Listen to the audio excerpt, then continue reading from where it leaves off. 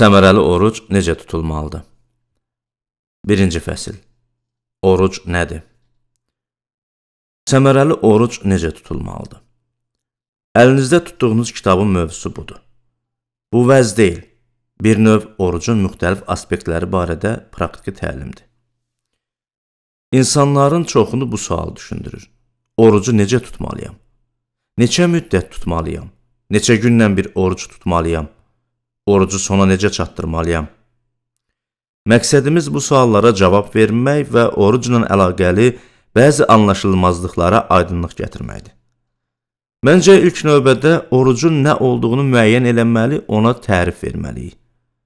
Oruca adətən belə tərif verirəm. Oruc, ruhani məqsədlər naminə qidadan imtina eləməkdir. Adətən oruc sudan yox, quru yeməklərdən imtinanı nəzərdə tutur. Müqəddəs kitabda insanların 40 gün ərzində yemək və sudan imtina eləyərək oruc tutduqlarını təsvir eləyən yerlər var. Lakin bu kitabda oruca ruhani məqsədlər üçün yalnız qidadan imtina prizmasından baxacağıq. Orucu necə tutmalıyam sualını verənlərin çoxu illər uzunu məsihçi, imanlılar cəmiyyətinin üzvü olmuş insanlardır. Müqəddəs kitabda oruc barədə çox yazıldığına baxmayaraq heç kim bu insanlara oruc haqqında öyrətməyib. Fikrimcə bu insanların çoxu dua haqqında az-çox məlumatlı olduğundan oruc və dua arasında paralellər aparmaqla başlasaq yaxşı olar. İsa Dağüstü vəzdə Mattanın müjdəsi 6-da əvvəlcə dua barəsində, sonra isə orucdan danışır. Bu zaman hər iki halda oxşar üslubdan istifadə edir. Əsas fərq dua barədə danışanda Rəbbin duası adlandırdığımız hissəni əlavə eləməsidir. Lakin düşünürəm ki, orucla dua arasında böyük oxşarlıq var. İki aspekti nəzərinizə çatdıracağım. Hamımız bilirik ki, fərdi dua eləyə bilərik, lakin çoxumuz həmçinin qrup halında dua barədə də məlumatlıyıq. Qrup halında dua bəzən dua yığıncağı adlandırılır. Fərdi dua isə təhlikdə ediləndir. Məncə bunu oruca da şamil eləmək olar. Belə ki, fərdi oruc təklikdə tutulan orucdur. Həmçinin qrup halında da oruc tutmaq kimi təcrübə var. Bu zaman insanlar orucu birlikdə tuturlar. Biz həmçinin duanın iki növü ilə tanışıq.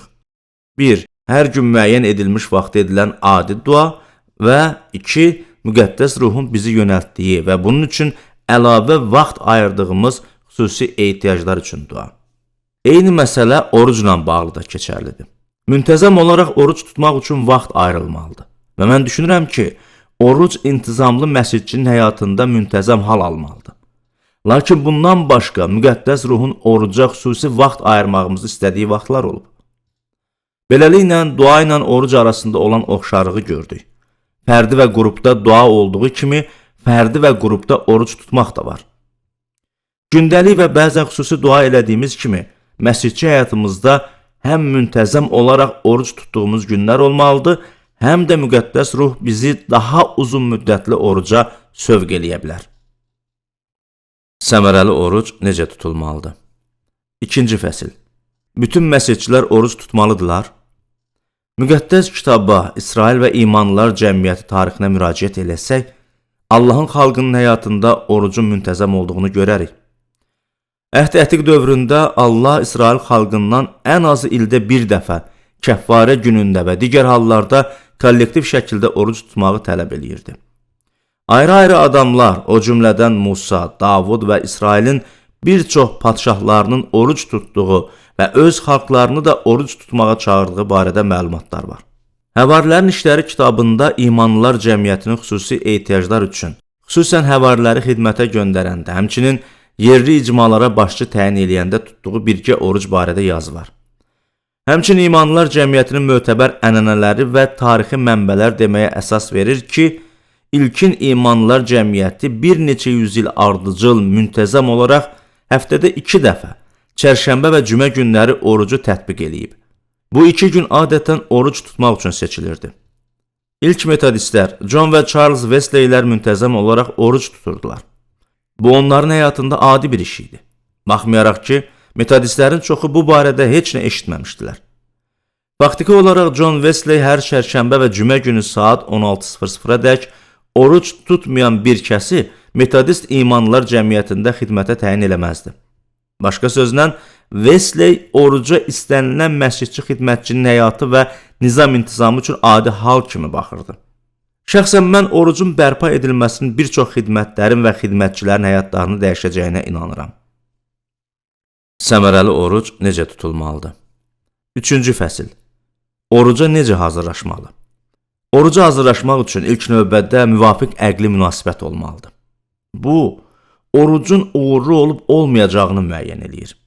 Tam əminəm ki, oruca müsbət iman münasibəti ilə yanaşmalıyıq. Oruc tutmaq Allahın mənim üçün olan iradəsidir. Allahın iradəsinə uyğun oruc tutsam, o mənə xeyir dua verəcək. Mən qəti əminəm ki, oruc Allahın iradəsində olan bir işdir. Çünki müqəddəs kitab belə deyir. Orucun Allahın iradəsi olduğuna dair xüsusi hisslərə və ya bir vəhyə ehtiyac yoxdur. Çünki bunu müqəddəs kitab aydın deyir. Duanın da Allahın bizim üçün iradəsi olduğuna dair xüsusi bir vəhyə ehtiyac yoxdur. Çünki müqəddəs kitab bu barədə çox yazır. Haqqında müqəddəs kitabda açıq şəkildə danışılan hər hansı məsələ barədə xüsusi vəhy gözləyən adamlar çox nadir hallarda belə xüsusi vəhy alırlar və buna görə də Allahın məqsədini əldən verirlər. Bundan əlavə, inanıram ki, biz orucu müqəddəs kitabda göstərilən yolla və düzgün niyyətlə tutanda Allah bizi mükafatlandıracaq. Matta 6-cı fəsil 17-ci ayədə və 18-ci ayədə İsa deyir: Sən oruc tutanda başına yağ çək və üzünü yu. Belə ki, insanlara deyil, gizlində olan atana oruclu görünəsən. Gizlində olanı görən atan səni mükafatlandıracaq. Bu çox açıq şəkildə verilən vəddir. Siz düzgün şəkildə və düzgün niyyətlə oruc tutanda Allah sizi mükafatlandıracaq. Beləliklə, oruc tutmayanda özünüzü mükafatdan məhrum edirsiniz. Çünki Allahın qoyduğu şərtə əməl eləmədiyiniz təqdirdə o sizi mükafatlandıra bilməz. İbranilərə 11-ci fəsil 6-cı ayədə Allaha yaxınlaşmağın və ondan nə istəməyin təməl prinsipi qeyd olunur. İman olmadan Allahı razı salmaq qeyri-mümkündür. Çünki Allaha yaxınlaşan şəxs inanmalıdır ki, o var və onu axtaranlara mükafat verir. Müqəddəs kitab deyir ki, Allaha imanla yaxınlaşmalıyıq. Ona yaxınlaşmağın başqa yolu yoxdur. Biz ona bu əsasla yaxınlaşanda birincisi inanmalıyıq ki, o var və ikincisi Allah onun məqsəd yönünü axtaranları mükafatlandırır. Əgər onu səylə axtarsaz, o sizi mükafatlandıracaq. Bu şəksiz belədir. O sizi gözlədiyiniz kimi mükafatlandırmasa da, əmin olun, onu səylə axtarırsınızsa, mükafatınız itməyəcək. Yeşaya 58-də Allahın iradəsinə uyğun olaraq oruc tutanlara dair bir neçə vədə rast gəlirik. Hesab eləyirəm ki, burada yazılanlara diqqət yetirməyə dəyər. Rəbb vəd eləyir ki, əgər biz ona məqbul tərzdə oruc tutsaq, bütün bu nəticələr baş verəcək. Onda nurunuz şəfəq kimi saçacaq. Tezliklə şəfa tapacaqsınız. Qarşınızda salihliyiniz gedəcək. Rəbbin izzəti sizə arxa olacaq. O vaxt Rəbbi köməyə çağıracaqsınız, Rəbb cavab verəcək. Fəryad eləyəcəksiniz, o sizə buradayam deyəcək. Əgər siz boyunduruğu, yəni başqalarına zülm eləməyinizi aranızdan rədd eləsəz, barmaq uzadıb şər sözlər söyləməyə yol verməsəz, canı dildən acların qayğısına qalsaz, fəqirlərin ehtiyaclarını ödəsəz, nurunuz qaranlıqda parlayacaq, qaranlığınız günorta işığı kimi nur saçacaq. Rəbb həmişə sizə yol göstərəcək. Quru torpaqlarda sizi doyuzduracaq, güc verəcək. Siz də sulanmış bağça kimi, suları heç vaxt əskilməyən bulaq kimi olacaqsınız. Sizdən törənənlər qədim dağıntıları tikəcək, nəsillərdən qalma təməllərin üstünü siz bərpa eləyəcəksiniz. Sizə xarabalıqları bərpa eləyənlər, cəmaatın yaşaması üçün küçələri yenidən quranlar deyiləcək. Yeşaya 58-ci fəsil 8, 9, 10, 11, 12-ci ayələr. Mən Allahın iradəsinə uyğun olaraq oruc tutanlar üçün bəzi xüsusi vədləri diqqətinizə çatdırıram. Nur, sağlamlıq, möminlik, şöhrət, duanın eşidilməsi, daimi yönəltmə, məmnuniyyət, yenilənmə, müvəffəqiyyət, bərpa. Mənim aləmimdə bu xeyir dualardan imtina eləyən istənilən məscidçi sadəcə səfihdir. Bütün bunlar Allahın iradəsinə uyğun oruc tutanlara xüsusi olaraq vəd ediliblər. İnama müsbət yanaşma ilə oruc tutmağa başlayanda, yəni müqəddəs kitabın öyrətdiklərinə əməl eləyəndə, Allahın bizə açıqlanan iradəsinə itaət eləyəndə, Allah özü bizi mükafatlandıracaq. Onda biz Yeşaya 58-də sadalanan xüsusi xeyir duaları gözləyə bilərik. Bundan əlavə, bədənimizə düzgün yanaşmağımız vacibdir. Bir çox məsihçilərin öz bədənlərinə münasibətləri düzgün deyil. Çoxları bədənini onunla yaşamağa məhkum olduğu qaçılmaz şər qüvvə, onu tərk eləməyi isə əla fürsət hesab eləyirlər. Onlar bədənlərinə çox vaxt diqqət yetirmək istəmirlər. Çünki bunu səhvən qeyri-ruhani iş hesab eləyirlər. Mən hesab eləmirəm ki, müqəddəs kitab bədənə belə münasibəti öyrədir. Buna görə də sizə 1 Korinflərə 6-cı fəsil 19-20-ci ayələrdən cəmi 2 ayə oxumaq istəyirəm. Məyər bilmirsiniz ki, bədənimiz Allahdan aldığımız sizdə yaşayan müqəddəs ruhun məbədidir? Siz özünüzə məxsus deyilsiniz. Çox baha qiymətə satın alınmısınız. Beləliklə, bədəninizdə Allaha izzət gətirin. Müqəddəs kitab fiziki bədənimizin müqəddəs ruhun məbədi olduğunu deyir. İsa qanını axıdıb çarmıqda öləndə nəinki canımızı, ruhumuzu, eyni zamanda bədənimizi də satın aldı. O bizi öz qanı bahasına tam olaraq satın aldı. Biz ruhumuz, canımız, bədənimizlə tamamilə ona məxsusuq. Allahın bizim bədənimizə münasibətdə xüsusi marağı var. Bizim bədənimiz müqəddəs ruhun məbədi olmalıdır. Müqəddəs kitab deyir ki, Allah əllə tikilmiş məbədlərdə yaşamır. Həvarilərə 7-ci fəsil 48-ci ayə. Allah üçün bizə xoş gələn kilsə, sinagog, məbəd tikə bilərik, lakin Allah orada sakin olmayacaq. Allah sakin olmaq üçün ona inananların bədənlərini seçib. Beləliklə, imanının bədəni çox vacib imkana malikdir. O, müqəddəs ruhun iqamətgahıdır. Hesab edirəm ki, müqəddəs ruhun iqamətgahını mümkün olan qədər yaxşı vəziyyətdə saxlamağım Allaha məqbuldur. Bədənim sağlam, güclü, Allahın istəklərini yerinə yetirmək bacarıqlarına malik olmalıdır. Bundan başqa, Romalılara 6-cı fəsil 13-cü ayədə Paul fiziki üzvlərimiz barədə deyir. Bədəninizin üzvlərini də haqsızlıq aləti olmaq üçün günaha təslim eləməyin. Əksinə, özünüzü ölülər arasından dirilənlər kimi Allaha, bədəninizin üzvlərini də salihli aləti olmaq üçün yenə Allaha təslim eləyin.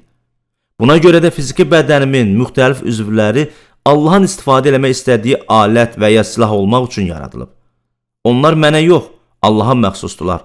Mən onları Allaha təslim eləməliyəm. Məncə Allahın öz alətlərinin yaxşı vəziyyətdə olmasını istəməsi məntiqli və aydındır. O, onların zəif və ya zədələnmiş vəziyyətdə olmasını istəmir. O, bədənlərimizin sağlam, üzvlərimizin güclü, səmərəli, fəal olmasını istəyir. Çünki onlar Məsihin üzvləri, Allahın yerdə öz istəklərini yerinə yetirməsi üçün istifadə elədiyi alətlərdir. Müəyyən mənada Məsihin yerdə bizim bədənimizdən başqa bədəni yoxdur. Bizim bədənimiz onun yerdə öz iradəsi üçün yararlandığı alətlərdir. Mən əminəm ki, Allah bizdən nə qədər mümkündürsə bədənimizi güclü və sağlam saxlamağımızı gözləyir. Əminəm ki, oruc bədənimizi sağlamlaşdırmaq, onu sağlam vəziyyətdə saxlamaq üçün çox praktik bir yoldur. Məsihçilər düzgün və səmərəli oruc tutmağı öyrənsəydilər, bir çox fiziki və digər problemlər həllini tapardı. Sizə deməyə hazırlaşdıqlarımın bir hissəsi bədəninizə maksimum faydalı oruc tutmağa kömək eləmək məqsədi daşıyır. Amerikadakı məsihçilərin xüsusən yeməyə münasibətdə bədənləri ilə necə davrandığını görəndə özümdən soruşuram.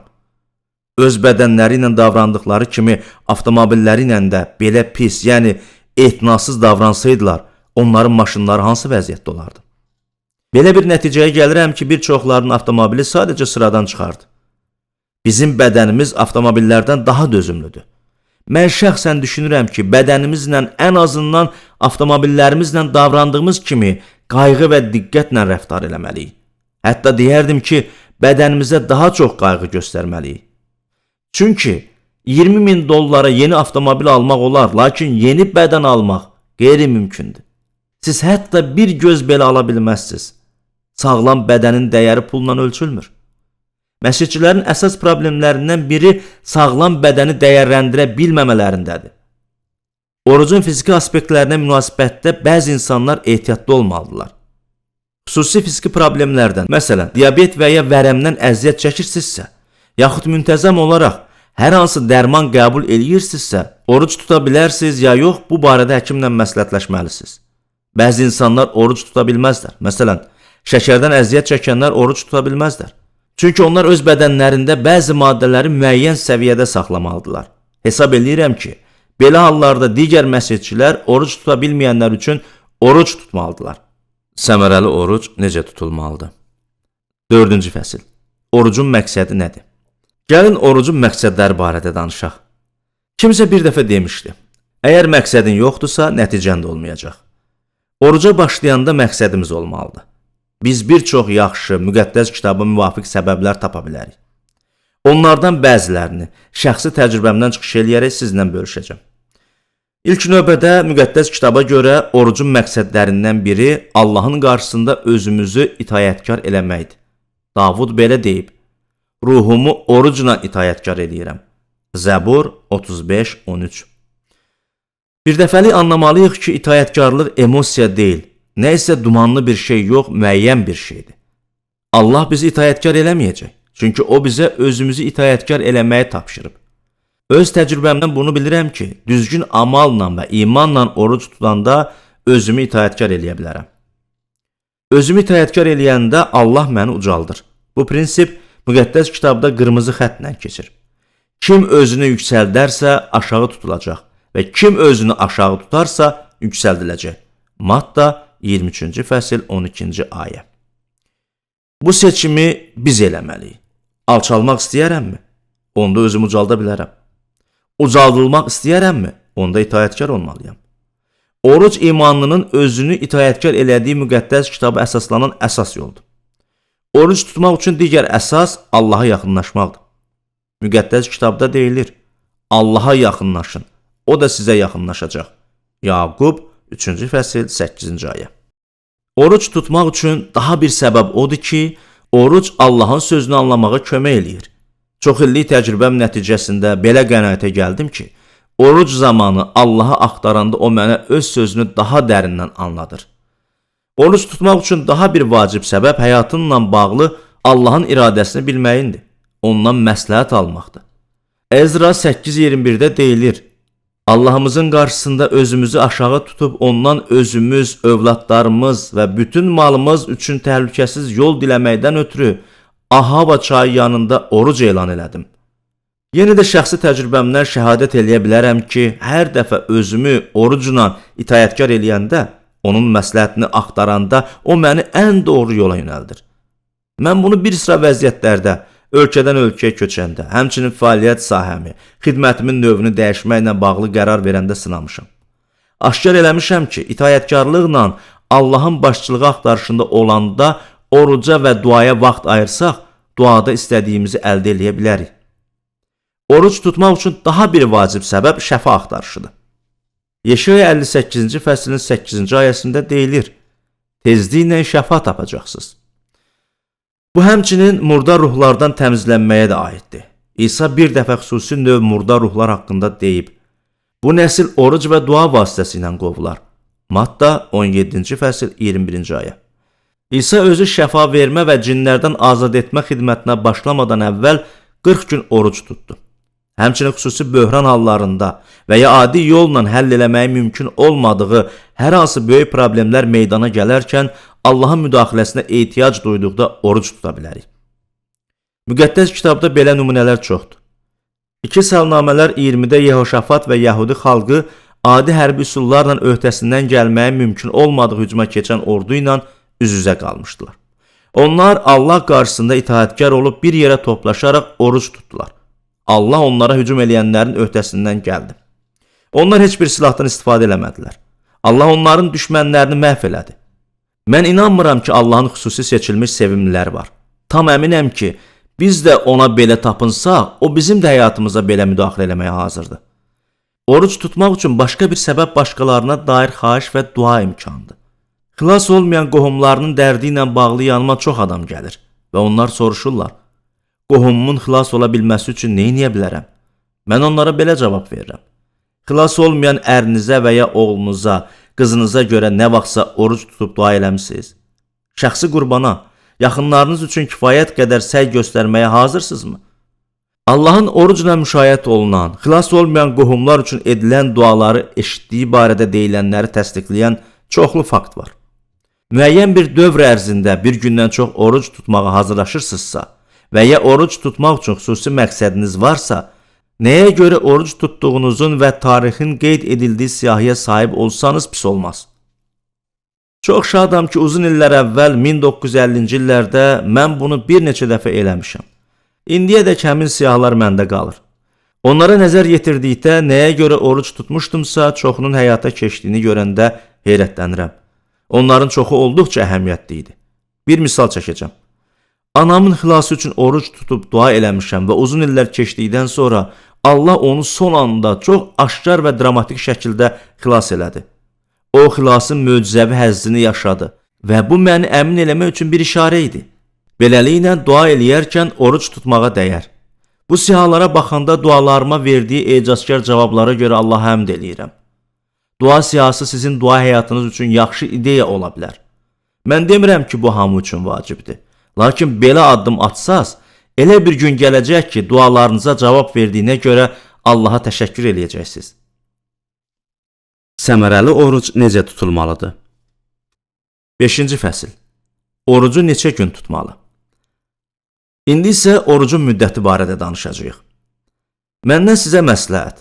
Uzun müddətli orucdan başlamayın. Həftəlik, 2 həftəlik və ya 40 günlük orucdan başlamayın. Bəzi adamlar belə eləyir. Orucu axıra qədər pozmurlar. Lakin məncə yuxarıya pilləkənlə pillə-pillə qalxmaq lazımdır. Məsələ ondadır ki, uzun müddətli orucdan başlasaz, onu axıra çatdıra bilməsəz, özünüzü məğlub kimi hiss eləyəcək, məyus olacaq, gələcəkdə belə cəhdlərdən imtina eləyəcəksiniz. Sizə pilləkənin ilk pilləsindən başlamağı və zirvəyə pillə-pillə qalxaraq çatmağı məsləhət görürəm. Əgər əvvəllər heç vaxt oruc tutmamısınızsa, özünüzü uzun müddətli oruca hazır bilmirsinizsə, şam yeməyini buraxmaqla başlayın. Əgər adətən 18:00-da və ya 18:30-da şam eləyirsinizsə və səhər yeməyinə qədər ağzınıza nə isə atmırsınızsa, şam yeməyini buraxmaqla təxminən 18 saat oruc tutmuş olacaqsınız. Cəmi bir şam yeməyini buraxmaqla siz qidasız kifayət qədər böyük müddət keçirirsiniz. Bu yolla getməklə həyatınızda köklü dəyişikliklər eləmədən əsl oruca çata biləcəksiniz. Bunu eləmək sizdə alınsa, gələn dəfə 2 yeməyi, nahar və şam yeməyini buraxmaq istəyəcəksiniz. Əgər səhər yeməyindən səhər yeməyinədək qida qəbul eləməsəz, 24 saat yeməksiz qalmış olacaqsınız. Daha sonra özünüzü əsl döyüşçü hiss elədikdə, gün ərzində hər 3 yeməyi buraxacaq, ötən axşamki şam yeməyindən ertəsi günün səhərinə qədər oruc tutmuş olacaqsınız. Bu 36 saat eləyir. Bu mərhələyə çatdıqdan, bunu bacardığınıza əmin olduqdan sonra, məncə Allahın daha uzun müddətli oruca başlamağınızı istəyib istəmədiyini öyrənmək olar. Mən yenə də vaxtla bağlı birdən-birə böyük bir addım atmağı məsləhət görmürəm. Qoy bu 2 və ya 3 gün ya da 1 həftə olsun. Əgər 1 həftə oruc tutsaz, bu yəqin ki, həyatınızın gedişatına əhəmiyyətli dərəcədə təsir göstərəcək. Geriyə, xidmətdə keçirdiyim həyata baxanda əmin oluram ki, illər əvvəl oruc tutmasaydım, indiki mövqedə olmazdım. Əminəm ki, oruc müxtəlif yollarla həyatımın gedişatını müəyyən elədi. Müqəddəs kitabda əvvəldə xatırladığım yerə qayıdıram. Allah onu axtaranları mükafatlandırır. İbranilərə 11:6. Mən bunu təkcə müqəddəs kitaba yox, öz təcrübəmə əsaslanaraq da təsdiq eləyirəm. Beləliklə 2 və ya 3 həftə oruc tutmaq olar. Müqəddəs kitabda 40 gün oruc saxlayan insanlar barədə qeydlər var və mən bugün həyatda olan 40 gün boyunca oruc tutan adamlar tanıyıram. Lakin hesab eləmirəm ki, əsas məqsədiniz orucun müddəti olmalıdır. Həqiqətən də hansı müddətdə tutmaq yox, Allahın iradəsinə uyğun, düzgün niyyətlə, orucdan fayda götürməklə oruc saxlamaq vacibdir. Yuxarıda dediklərimizi yekunlaşdıraraq təklif eləyirəm ki, azdan başlayıb orucun vaxtını yavaş-yavaş artırasınız. Səmərəli oruc necə tutulmalıdır? 6-cı fəsil. Oruc zamanı nə baş verir? Mən artıq oruc vaxtı həqiqətən vacib olan əqli münasibət barədə danışmışam. İndi isə oruc zamanı nələrin baş verdiyindən danışaq. Bu, tədqiqatımızın vacib hissəsidir və sizə bir neçə məsləhət vermək istəyirəm. Əməldə vacib olan qəbzliyin qarşısının alınmasıdır. Oruç tutmağa başlamazdan əvvəl son 1-2 yeməyinizi elə hazırlayın ki, bu qəbizliyin qarşısını alsın. Hər bir adam özü üçün qəbizliyin qarşısını almağın yolunu bilir. Amma aydındır ki, bunun üçün daha çox meyvə, tərəvəz, meyvə şirəsi, kəpək dənli bitkiləri və s.'nin qəbul edilməsi faydalıdır. Bunu nəzərdə saxlamalısınız. Oruc vaxtı müqəddəs kitabı oxumağa və dua eləməyə kifayət qədər vaxt ayırmanızı məsləhət görürəm. Mən müqəddəs kitabın qiraətini ilk yerdə tuturam. Çünki məncə bunu müqəddəs kitabı oxumadan dua eləməməyi vərdiş halına gətirmək ağıllı hərəkətdir. Siz müqəddəs kitabı oxuyanda ruhunuz məhs olunur. Bu sizin şuurunuzu Allahın iradəsinə uyğun olaraq yönəldir. Dualarınız müqəddəs kitab qiraətindən sonra daha səmərəli və məqsədyönlü olur. Əgər siz cəmi 2 dəfə yeməkdən imtina eləyərək oruc tutursunuzsa, sizə elə gələ bilər ki, müqəddəs kitabı oxumaq, dua eləmək üçün vaxtınız elə də çox yoxdur. Lakin öz aramızdır. Bu 2 yeməyi hazırlayıb qəbul edilməsinə sərf eləmək üçün vaxt tapardınız, elə deyil? Beləliklə, bundan artığını eləyə bilmirsinizsə, bu vaxtı Rəbbə həsr eləyin. Müqəddəs kitabı oxumaq, dua eləməklə keçirin.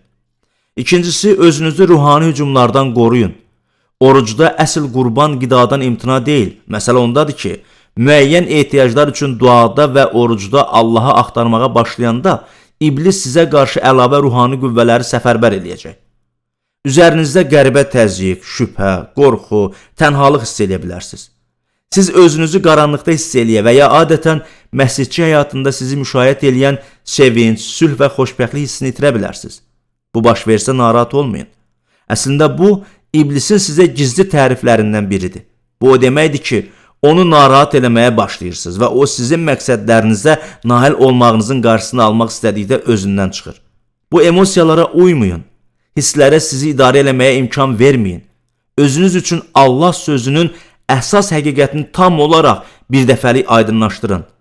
Allah sizin tərəfinizdədir. Allah sizi sevir. Allah onu səylə axtaranları mükafatlandırır. Sizin hiss eləyib eləməyəcəyinizdən asılı olmayaraq bu həqiqətdir. Hisslərə sizi yoldan çıxarmağa imkan verməyin. Sizə eləmək istədiyim digər xəbərdarlıq. Dini riyakarlıqdan qaçın. Düşünürəm ki, Matta 6-cı fəsil 16-cı ayəyə diqqət yetirməyimiz vacibdir. Oruc tutduğunuz zaman ikiyüzlülər kimi qaşqabaqlı gəzməyin. Onlar oruc tutduqlarını insanlara göstərmək üçün üzlərini tutqun hala salırlar. Sizə doğrusunu deyirəm. Onlar mükafatlarını alıblar. Dindarlar kimi hərəkət eləməyin. Oruc tutduğunuzu heç kim bilməsin. Kiminsə xəbəri ola bilər, lakin bunu bir tamaşaya çevirməyin. Bunu nümayiş elətdirməyin. Bunu maksimum sakit, mümkün qədər xəlvəti eləyin. Əslində, oruc zamanı gündəlik vəzifələrinizi və işlərinizi normal yerinə yetirə biləcəksiniz. Bir dəfə Londonda yaşayanda arvadım uzun müddətli 4 həftədən çox oruc tutdu. Bu müddət ərzində o, bütün ailə üçün yemək bişirirdi və yeməsə də həmişə bizlə birlikdə masa arxasında əyləşirdi. Oruc tutsa da ev işlərindən boyun qaçırmırdı. Təxminən eyni vaxtda 3 həftəlik oruc tutdum. Bu mənim gündəlik fəaliyyətimə təsir eləmədi. Həmin vaxt bizim imanlılar cəmiyyətində hər həftə qapalı məkanda 5, açıq havada isə 3 yığıncaq keçirirdik. Həmin yığıncaqların hamısında aparıcı kimi çıxış eləyir, həmçinin vəz deyirdim. Beləliklə, bəzi istisnaları çıxmaq şərti ilə oruc adi həyat tərzi sürməyinizə mane olmur.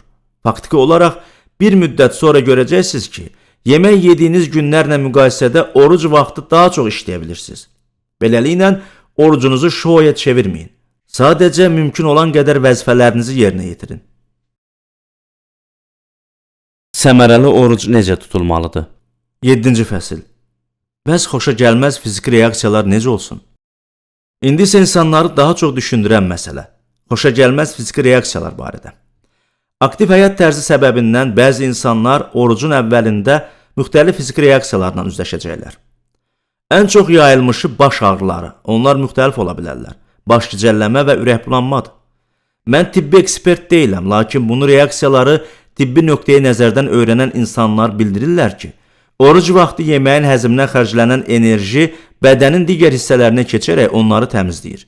Məsələn, qəhvə həvəskarısınızsa oruc vaxtı başınız bərk ağrıya bilər. Bu sizə bu vərdişə görə göndərilən cərimədir. Çoxumuz həzm prosesinin ağır bir iş olduğunu anlamırıq. Əgər siz ağır xörək yemişsinizsə, fiziki enerjinizin böyük bir hissəsi 1 və ya 2 saat ərzində qəbul elədiyiniz qidanın həzminə sərf olunacaq. Bu səbəbdən bədəninizin digər hissələrində qan dövranı aktiv ola bilməz. Məsələn, deyilənlərin təsdiqi kimi yaxşıca nahar elədikdən sonra üzməyə getsəz, əl-ayağınız qıc ola bilər. Niyə? Çünki qanınızın bütün enerjisi qidanı həzm etmək üçün mədənizə yönəlib. Amma yemi həzm olunandan sonra üzməyə getsəz, qıc olmayacaq. Başqa sözlə, qanın enerjisi digər fəaliyyətlər üçün azaddır. Əgər bir gün oruç tutsaz, qanınızın enerjisi orqanizminizin ehtiyac duyduğu, lakin indiyədək bu enerji yalnız həzmə sərf olunduğundan həyata keçirilməyən təmizlənmə prosesinə başlaya bilər. Əslində, çox yeyəndə fiziki enerjiniz azalır. Normadan artıq yedikdə bədəninizi artıq və lazımsız işlə yükləyirsiniz. Lazım olmayan artıq qidanı həzm elətdirirsiniz. Bu zaman orqanizminiz eləməli olduğu bir çox şeyi həyata keçirmək iqtidarında olmur. Şəxsən mən ağır xörəklər yedikdən sonra yüksək səviyyədə vəzdi elə bilmədiyimi hiss eləmişəm. Məncə yeməklə vəz arasında ən azı 1 və ya 2 saat ara vermək lazımdır. Çünki bu zaman qanımın enerjisi beynimə deyil, mədəmə yönəlir. Tələb olunan işləri görmək üçün zəkam aydın olmur. Beləliklə, xüsusən müasir həyat tərzini yaşayan insanların çoxunda müxtəlif fiziki reaksiyalar meydana gələ bilər. Əgər bunu eləmək üçün kifayət qədər inamınız varsa, Allaha təşəkkür eləyin. Baş ağrıma görə təşəkkür eləyirəm Allahım. Anlayıram ki, mənim qanım indi çoxdan eləməli olduğum işlə məşğuldur. Orucunuzu pozmayın. Bunu eləsəz, iblisə sizə qalib gəlməyə imkan verəcəksiniz. Bir dəfə Daniel dedi, dua və oruc üçün xahişlə Rəbbim Allaha üz tutdum.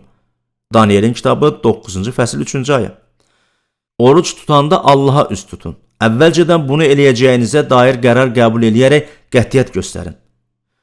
Orucu pozub yemək yiyəcəyinizi ehtimal eləməyin. Çünki bu halda iblis sizi yeməyə təhrik eləmək üçün daim yanınızda olacaq.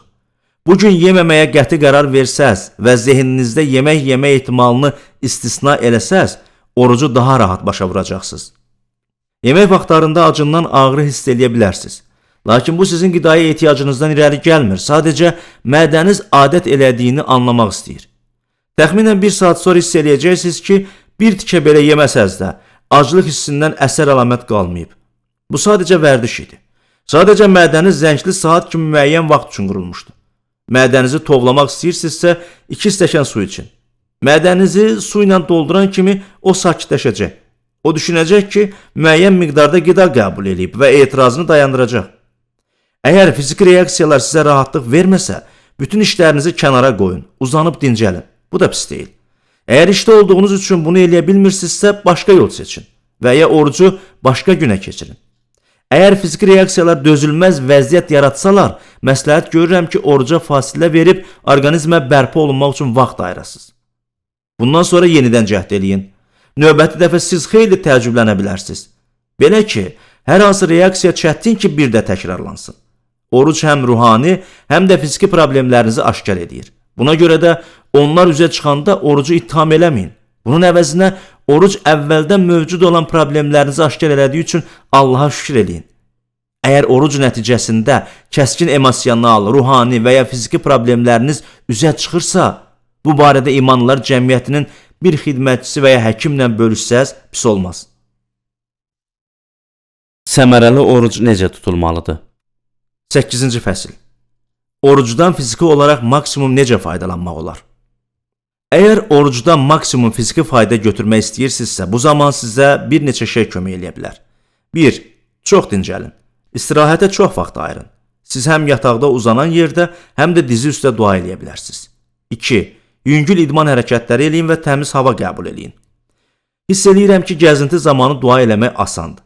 Gəzəndə həm təmiz hava ilə nəfəs alırsan, həm yeriməyin özü artıq idmandır, həm də dua edirsən. Üçü birdən. Həm fiziki, həm də ruhani mənada qazancın çox olur. Adətən insanların əksəriyyətində xoşa gəlməz fiziki reaksiyalar orucun 2-ci, 3-cü, 4-cü günündə çox olur. Sonra elə bir dövr başlayır ki, oruc həqiqətən xoş, maraqlı və sevinç gətirən bir işə çevrilir. Təcrübəmə əsaslanaraq deyə bilərəm ki, təkcə fiziki deyil, zehni fəaliyyət də aktivləşir. Orucun bu mərhələsinə çatanda adi günlərdə 3 saata gördüyüm işi 1 saata yola verə bilirəm.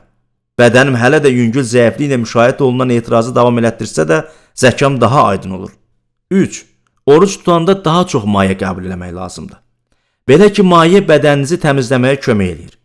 Hansı maye? Məncə dünyada təmiz sudan yaxşı heç nə ola bilməz. Mən krandan gələn suyu nəzərdə tutmuram. Söhbət mağazalarda satılan təmizlənmiş sudan gedir. Oruc zamanı dad bilmə duyğunuzun həddən artıq gücləndiyini hiss eləyəcəksiniz. Əvvəllər diqqət eləmədiyiniz, məsələn suda xlor kimi qarışıqları dərhal hiss eləyəcəksiniz. Mənim fikrimcə təmiz sudan istifadə eləmək daha yaxşı olsa da, suya bir qədər bal qatmaq pis olmaz. Yaxud da limonlu ilıq su için. Bal və limon bədəni təmizləyir. Əgər hiss eləsəz ki, təkcə su ilə keçinə bilmirsiniz, onu əvəz eləmək üçün kifayət qədər maye var. Məsələn, bulyon və ya meyvə tərəvəz şirələri. Şəxsi təcrübəmdən çıxış eləyərək deyə bilərəm ki, oruc vaxtı çay və ya qəhvə içmək olmaz. Belə ki, onlar güclü qızışdırıcıdırlar. Bu içkilərdən imtina eləsəz, orucdan daha çox fayda əldə edə bilərsiniz. Səmərəli oruc necə tutulmalıdır? 9-cu fəsil. Orucun müxtəlif növləri varmı? Bəzən elə olur ki, Allah bizi mayesiz oruca sövq eləyir. Lakin bu, fiziki mənada mürəkkəb ola bilər. Müqəddəs kitabda 40 gün susuz və yeməksiz oruc tutan təkcə Musa və İlyas olub. Lakin onlar fövqəltəbii səviyyədə, Allahın tam huzurunda və ya fövqəltəbii gücün iştirakı ilə oruc tuturdular. İnanmıram ki, belə oruc bizim üçün adi bir şeydir. Mayedən imtina ilə müşahidə olunan nümunəvi orucun müddəti Ester 4:16-da göstərilib. Get Şuşanda olan bütün Yəhudiləri topla. 3 gün 3 gecə yeməyib, içməyib mənim üçün oruc tutun. Mən də burada xidmətçi qızlarımla oruc tutacağam və sonra qanunu pozub padşahın yanına girəcəyəm. Buna görə ölməliyəmsə qoy ölüm. 3 gün 3 gecə, bu 72 saat deməkdir. Və mən kiməsə 72 saatdan çox mayesiz oruc tutmağı məsləhət görmürəm. 72 saat aç-susuz qalsa, çox güman ki, ruhani cəhətdən olmasa da, fiziki cəhətdən çökəcəksiniz.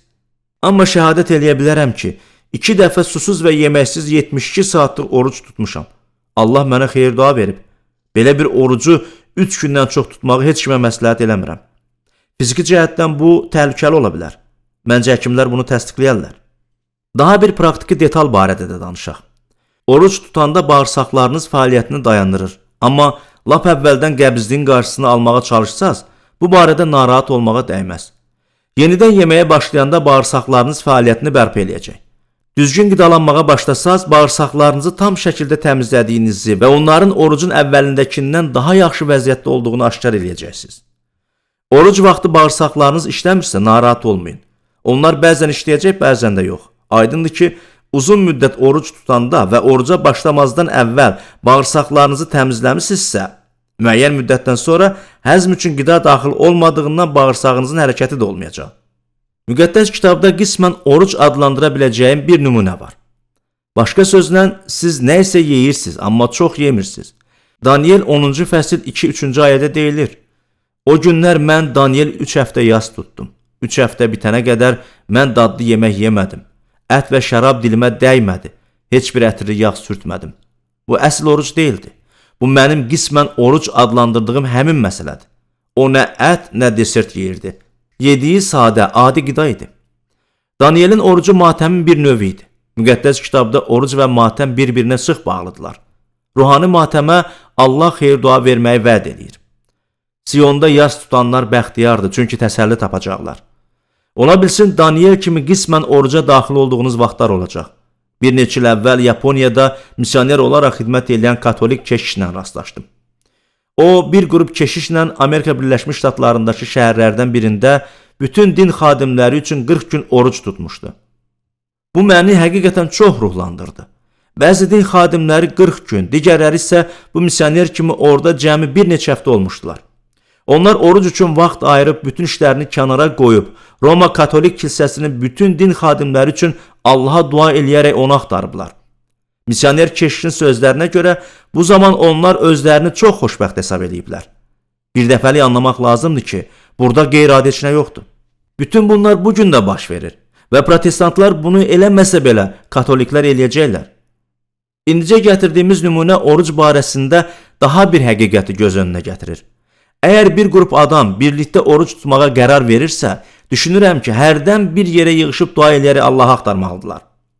Elə problemlər var ki, onları fərdi dua ilə yoluna qoymaq olmur. Yalnız birgə oruc tutmaqla və dua eləməklə bu problemi həll eləmək olar.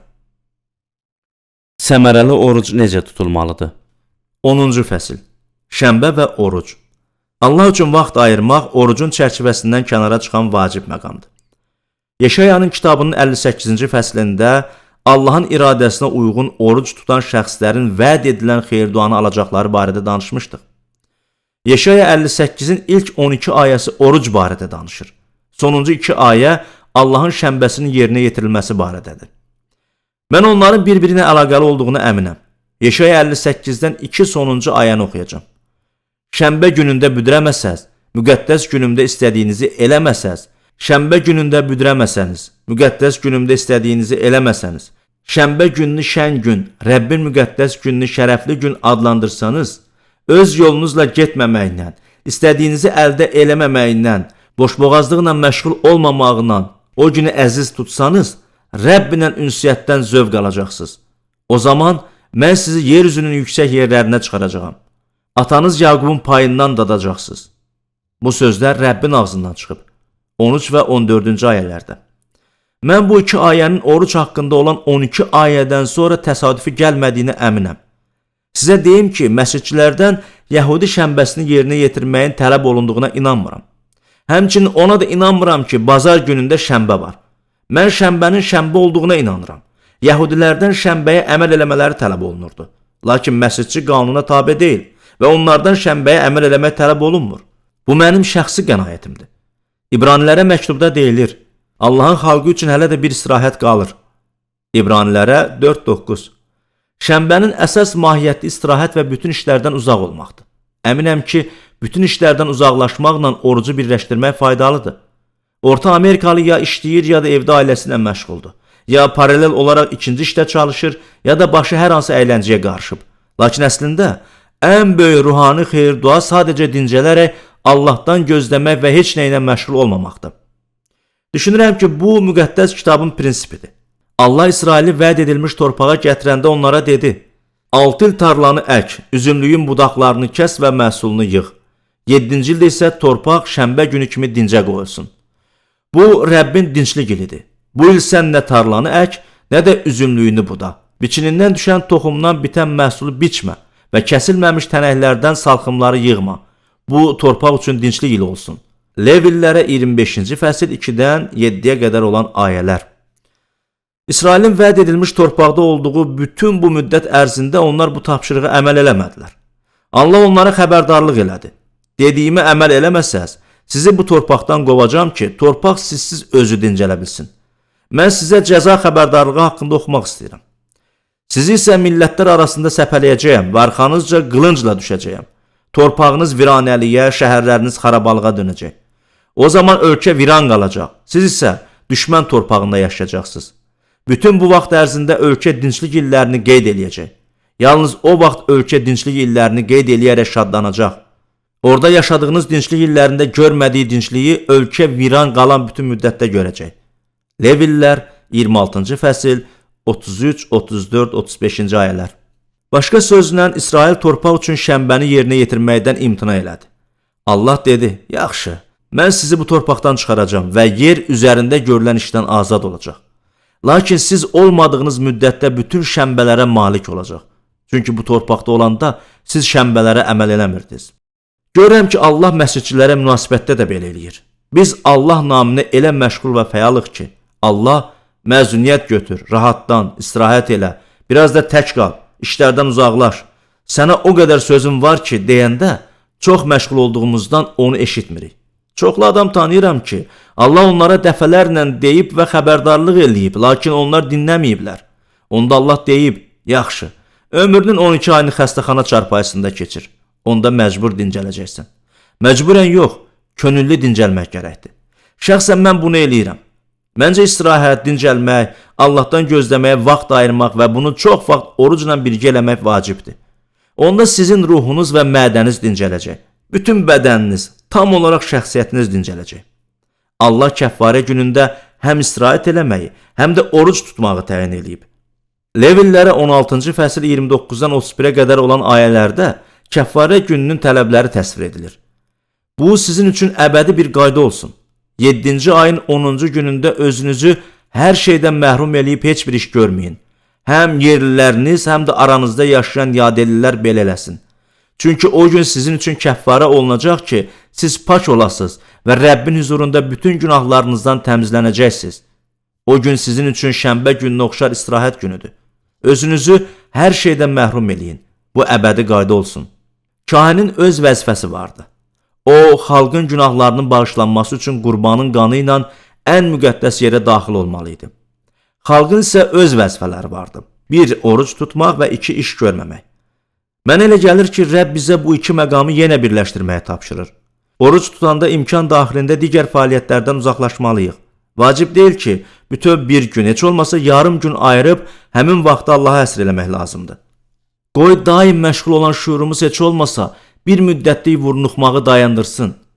Biz elə məşğuluq ki, hətta dua eləyəndə belə Allaha bizə nə eləmək lazım olduğunu deməyə imkan vermirik. Dua eləmək təkcə Allaha söyləmək deyil, bu həm də Allahı eşitmək deməkdir. Hərdən özümüzü onu eşitmək vəziyyətinə gətirmək üçün saatlarla vaxt lazım olur. Beləliklə, istirahət orucla əlaqəli olmalıdır. İndi isə müqəddəs kitabda orucun şənbə ilə əlaqəli olduğunu göstərən yeri diqqətinizə çatdırım. Yoelin kitabı 1-ci fəsl 14-cü ayədə Allahın xalqı böhranlı bir vəziyyətlə üz-üzə idi.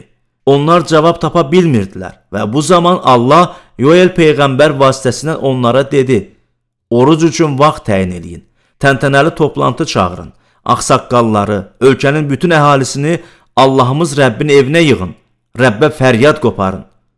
Təntənəli toplantı deyəndə heç kəsin işləmədiyi, lakin hamının Rəbbi axtardığı gün nəzərdə tutulur. İllər əvvəl çevriliş vaxtı Qüdsdə olanda şəhərdə komendant saatı elan edildi. Həmin dövrdə komendant saat ifadəsini bildirən söz müqəddəs kitabda təntənəli toplantı kimi göstərilib. Komendant saatı adamların küçəyə çıxmasını qadağan eləyən vaxtdır. Hər kəs evdə qalmalıdır. Başqa sözlə, digər fəaliyyətlərdən uzaqlaşmalıdır. Allah deyir: Oruc üçün vaxt təyin eləyin, təntənəli toplantı çağırın, işlərinizi bir kənara qoyub Allaha vaxt ayırın. Yoel 1-ci fəslin 15-16-cı ayəsində Allah deyir: Siyonda şeypurla car çəkin, oruc üçün gün təyin eləyin və təntənəli toplantı elan eləyin. Xalqı yığın, toplantı çağırın, ağsaqqalları dəvət eləyin. Bu zaman hər kəs işini dayandırıb Allahı axtarmaq üçün vaxt ayırırdı. Səmərəli oruc necə tutulmalıdır? 11-ci fəsil. Orucdan necə çıxmalı? Bu kursun sonundakı axırıncı mərhələ orucun dayandırılmasıdır. Bu, orucun çox vacib hissəsidir.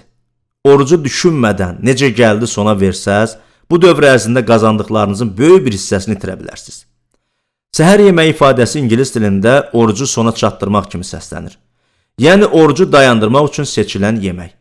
Lakin bəzi insanlar gecə o qədər çox qida qəbul edirlər ki, hətta gecə də oruc tutmurlar. Beləliklə, onlara orucu sona çatdırmaq da lazım olmur.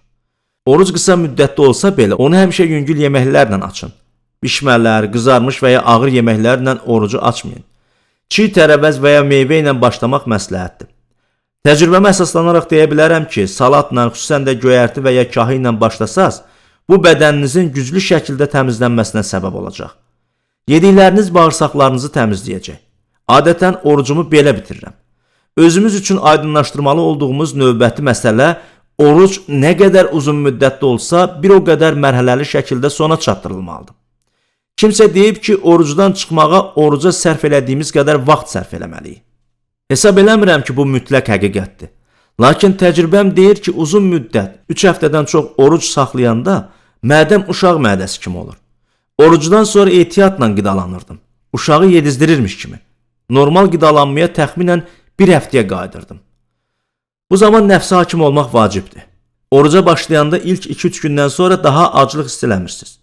Lakin qidalanmanı bərpa eləyən kimi aclıq hissi qayıdır və bu zaman özünüzü ələ almağı bacarmalısınız. Xoşladığınız yeməklər yadınıza düşə bilər, lakin siz bunları yeyə bilməzsiniz.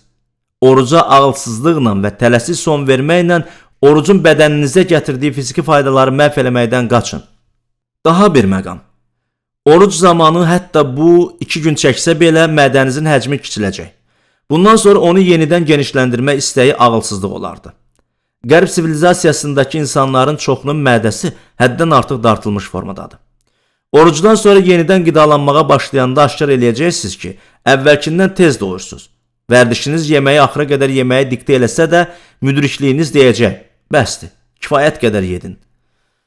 Oruc çoxumuz üçün zəruri olan, yemək vərdişlərimizi dəyişmək üçün vasitədir. Arıqlamağı və ya çəki atmağı düşünürsünüzsə, təkcə oruc tutmaq problemi həll eləməyəcək. Yenilənmiş qidalanma proqramınız olmayana qədər oruc zamanı 1-2 kiloqram itirəcəksiniz, lakin sonra sürətlə çəkinizi geri qaytaracaqsınız. Nəticə: bu kitabda orucun bir çox praktiki aspektləri ilə tanış olduq. Qısa təkrar: oruc ruhani məqsədlər naminə qidadan imtina eləməkdir. Bizə aydın oldu ki, oruc Allahın aşkar iradəsidir. Allah onun sözünə uyğun olaraq onu orucda axtaranları mükafatlandıracağına söz verib. Biz həmçinin orucun müqəddəs kitabda göstərilən bir neçə məqsədini nəzərdən keçirdik. 1. Özünü itayətli eləmək. 2. Allaha yaxınlaşmaq. 3. Allahın sözünü anlamağa yardım eləmək.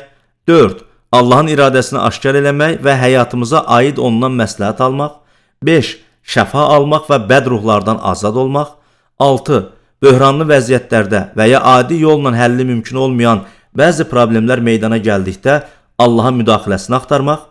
7. Başqaları üçün vəsadətçilik və dua eləmək. Biz həmçinin öyrəndik ki, oruc tutmaq niyyətimiz orucun müddətindən daha önəmlidir.